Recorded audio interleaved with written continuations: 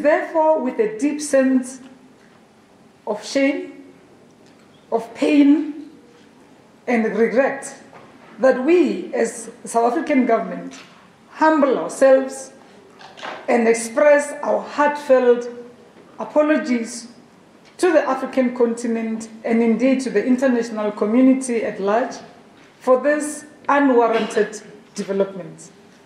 The South African government further condemns in the strongest possible terms the recent outbreaks of violent attacks in parts of the country against foreign nationals, particularly fellow Africans, as I said earlier on.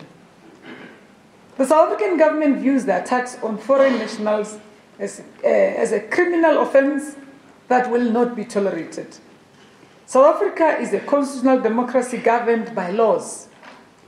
Everyone working and living in the country must obey its laws in their totality. No one has the right to take the law into their own hands. The South African government will enforce the laws of the country and will not hesitate to act against criminal activity or those found to incite violence. The South African government will also do everything within its power to ensure the safety of all citizens and foreign nationals, irrespective of their status. Similarly, foreign nationals must meet all legislative and regulatory requirements as prescribed by our immigration and applicable laws and regulations. South Africa is a diverse society that welcomes and promotes interaction among people of different backgrounds. As such, nothing can justify the criminal activity and intolerance that these attacks represent.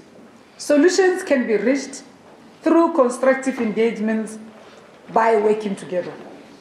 South Africa adheres to various United Nations and African Union conventions and protocols relating to the status of refugees. As a country that cherishes human rights, we have to protect the basic rights of every human being within our borders.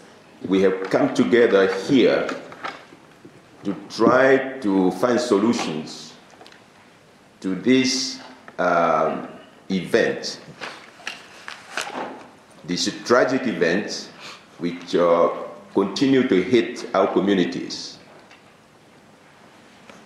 As you all recall, this is not the first time.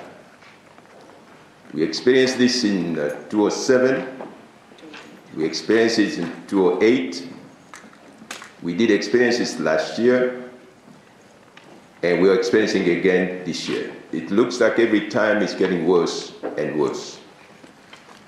So the Minister, I would like to applaud your effort to bring us together, to discuss, to define the sources of this problem, and resolve them once for all. You have stated correctly that we Africans, when we get together, we can solve any problem. We can climb any mountain. It happened when we decided to fight colonialism. We got together in Ghana, 57, 58. We fight the colonialism until we defeated it. After the colonial period, we realized that apartheid was still hindering around. We got together, apartheid was defeated. So I remain confident that working together, we can defeat this tragic event.